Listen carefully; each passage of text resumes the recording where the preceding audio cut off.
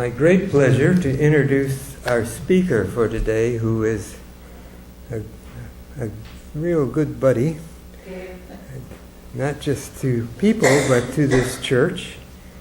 He's probably invested more anonymously in various projects than we'll ever know, but he's always of gentle spirit,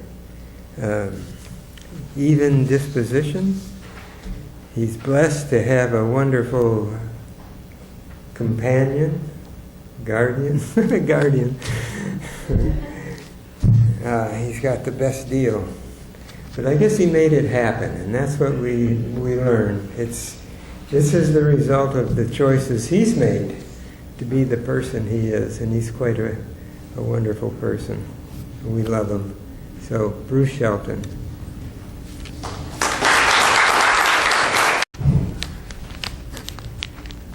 Thank you, Robert, for that nice introduction.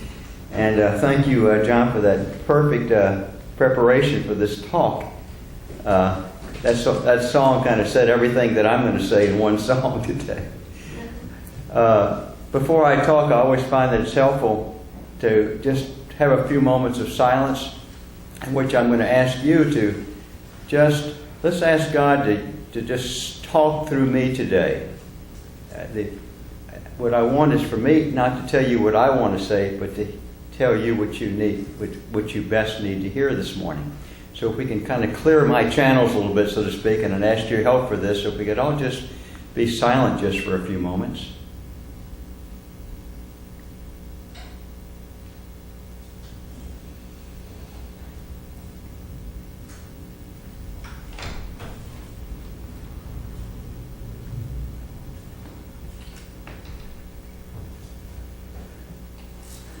So, Lord, we thank you for this opportunity to give words of inspiration to all in attendance. In thy name we pray, amen. All right, well, the name of the day's talk is Hinduism, the Wisdom of the Ages. Now, we are an interfaith church. We're very proud of that. In our statement of purpose, we say that we are an interfaith church that honors each individual's path and seeks to understand the core teachings of all world religions and spiritual teachers who hold light, love, and joy to be the nature, character, and manifestations of God. So that's a whole lot in one sentence. And that's what we're about. And so it's really important that we spend some time at our Sunday services just taking a look at some of these core teachings of spiritual teachers and world religions. And today we're going to take a look at Hinduism. As you know, we have a number of altars in this church. These altars represent religions that we have specifically chosen. There are many others that we could have chosen that match this criteria. The religions we have chosen, and we have altars over here and behind me, is 8 in numbers, and they are Christianity, Judaism, Islam. These are the 3 Semitic religions. Then we have Hinduism, Taoism, Buddhism, Confucianism, and lastly we have what are known as the primal religions. Now, primal means first. So these are the first religions that are still practiced today by the Native Americans of both South America and North America, and by the Aborigines and by many African tribes. So these are the 8 primary religions that we take a look at in this church and honor with our altars. Now, Hinduism is one of the oldest of all of the living spiritual traditions, enduring world religions that have passed the test of time. We know it started at least around, records go back at least to 2000 BC, but it probably goes way back beyond that as well. It's the 3rd largest religion in the world, next to Christianity and Islam. The records indicate that according to the last census, there's about 1.05 billion people around the world who practice Hinduism. Interestingly enough, 96% of everyone who practices Hinduism lives in the India subcontinent. which is I find very interesting. Islam, for example, seems to be spread more over the world. You have mainly in the Mideast, but Indonesia, it's all over the world. But Hinduism is really focused on that India subcontinent. There's something about that area that really has that energy that attracts this particular teaching. Now, in the 1920s and 30s, a great Hindu teacher named Paramahansa Yogananda felt the inspiration, and he was given guidance by his guru to come to America and to help us to integrate the teachings of the East with the teachings of the West, particularly as represented by Jesus and Christianity. So he came here and he spent his life, and primarily he created ashrams in Southern California, and today his organization continues to flourish, known as the Self-Realization Fellowship. But he was highly successful, and I highly recommend Yogananda's teachings to you. His books are just wonderful and very powerful. In our own backyard, we had Edgar Cayce, right down the street. Now, Edgar Cayce came about this from a different perspective. He was born and raised a very conservative, in the very conservative Christian traditions. And one day he was giving he had this unique ability as a psychic, as most of you know, and one day he was giving a reading, and was telling this man that he had a life in the past as a monk. And he came out of his reading and he was shocked. He said, what is this? This is weird, we don't believe in reincarnation, and he had a total turnaround. And of course, now what happened was with the Cayce readings, Cayce introduced us to two of the key tenets in Hinduism, which has to do with karma and reincarnation. And he kind of integrated the teachings of Jesus with the teachings of the Hindu masters.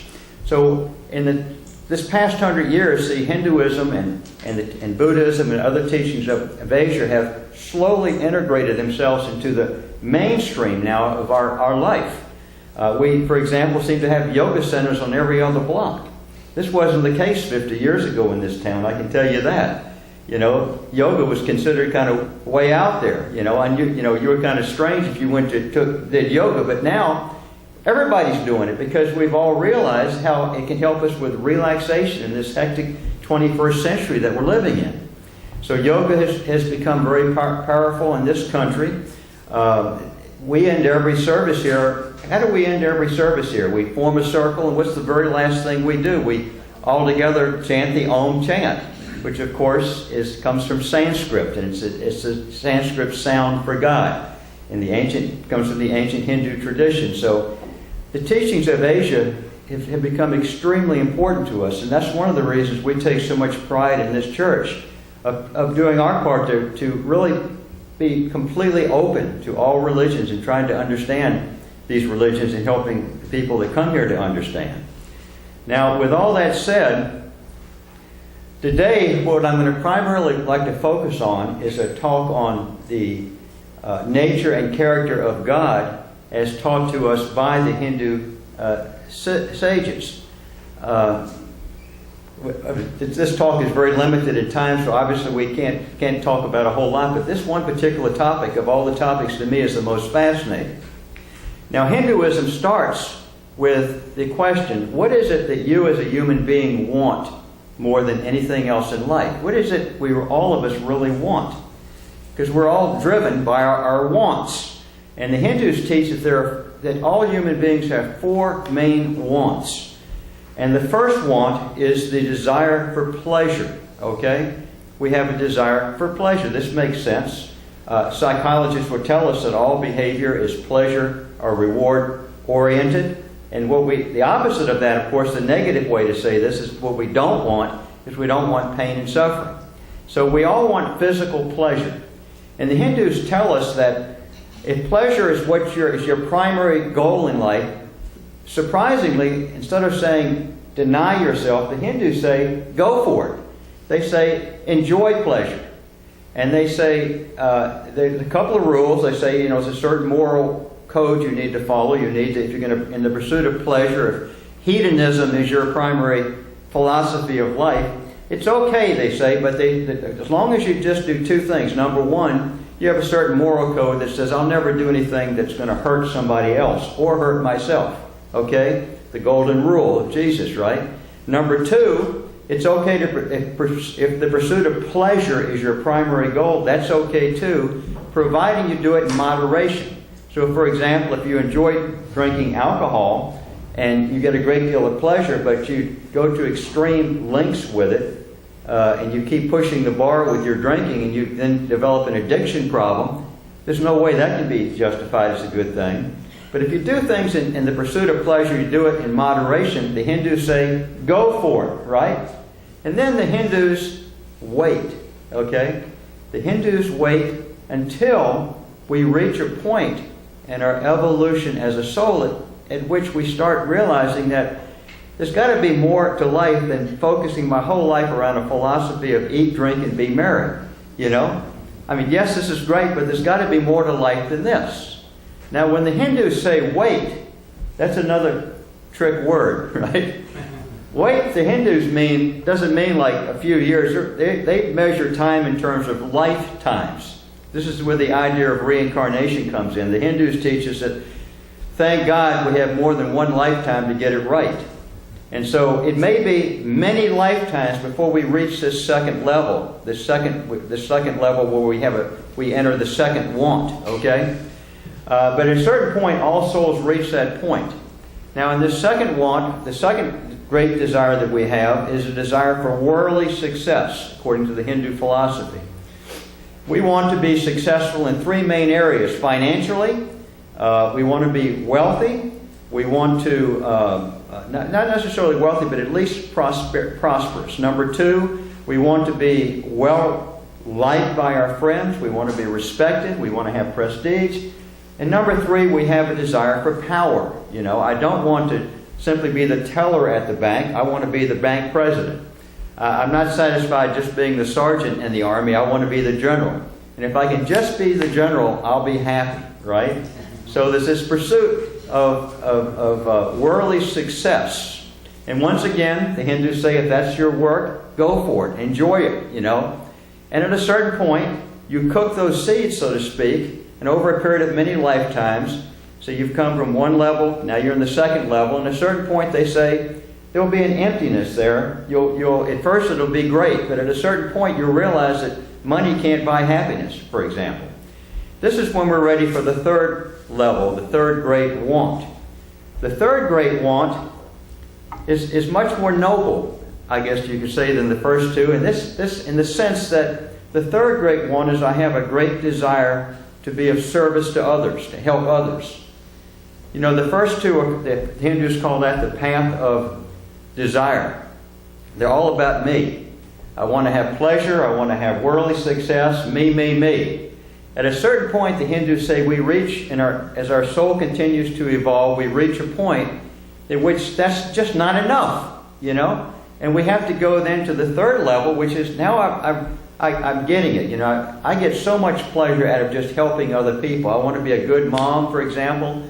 Helping my kids is far more important than meeting my own needs. I want to be a good dad. I want to be, if I have a business, and I want to be a good employer. I think of Dan Bernath, who's a plumber, right? And he calls himself Dan the Plumber. And Dan when he does plumbing work for people, a lot of you have used his services. It's not that he comes in and wants to make as much money from you and get out as soon as he can. He really cares about people. He enjoys helping people. We just put in a wastewater pipe here, and he saved us like $2,000, over $2,000, just by his generosity in coming here and helping us to put this in ourselves rather than using a regular plumbing company. So that's clearly an example of being in that third category. Now, you'd think this would be enough, wouldn't you? But, I mean, what could be better than having a life in which I'm just trying to help other people? But we reach a certain point, even in this level of development, at which this is not enough. There's a great quote by Aldous Huxley. He says, there comes a time when we ask even of Shakespeare, even of Beethoven, is that all there is? There's some emptiness, you see. Maybe I'm a medical doctor and I spent my life, you know, helping people. I think of my father. He was a medical doctor 45 years. Whew.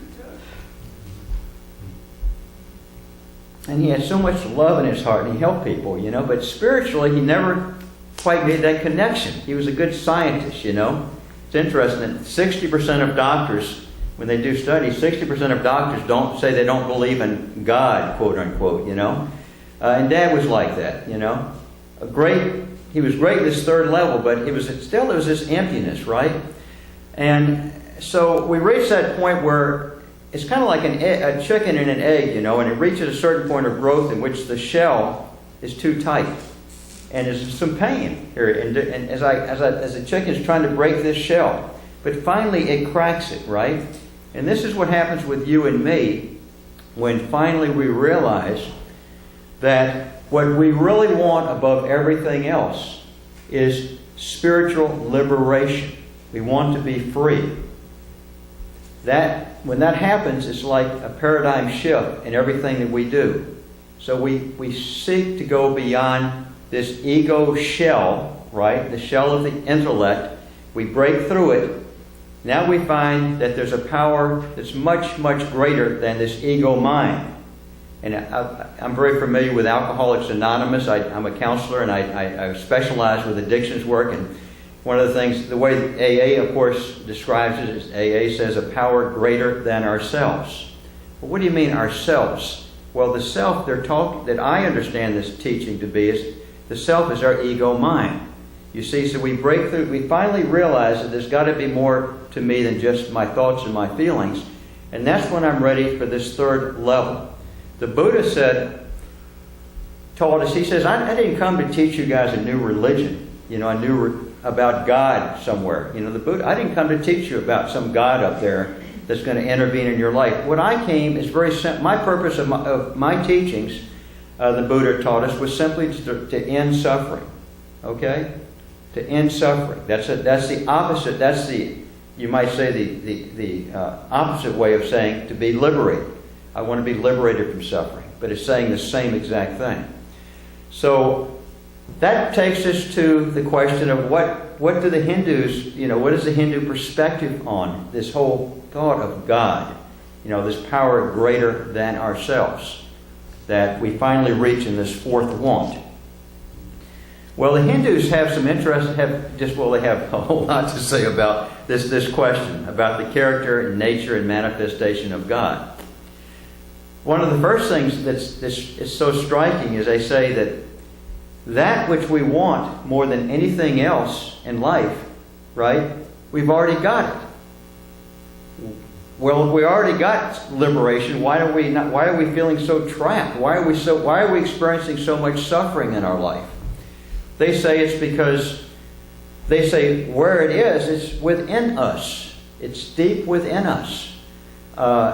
This goes right in conjunction with what Jesus taught, isn't it? A couple of weeks ago, Scotty Scott was here telling us about one of what he thought was the most profound teaching in the entire Bible was the teaching of Jesus in Luke 17, I think it's verse 24, when Jesus taught us the kingdom of heaven is within you. You see, this is how these religions they're all teaching the same thing, just in different ways. So the Hindus were teaching this many thousands of years ago, that the kingdom of heaven, the presence of God, is within us. Everything we really want above everything else is within us. They teach that within us is an inexhaustible supply of power, love, joy, peace, universal intelligence, everything that really is our heart's desire, you see? And it's all within us. Well, the next question, of course, is, well, if it's within us, how come I'm not, feeling a whole lot of bliss right now? How come I have all these questions? I have all these problems in my life, and I just don't know what to do. Where's that universal intelligence thing you've been telling us talking about? And what the Hindus teach is that the problem is this. It's kind of like that we have this almost impenetrable wall that separates us from our true self. Okay? This wall consists of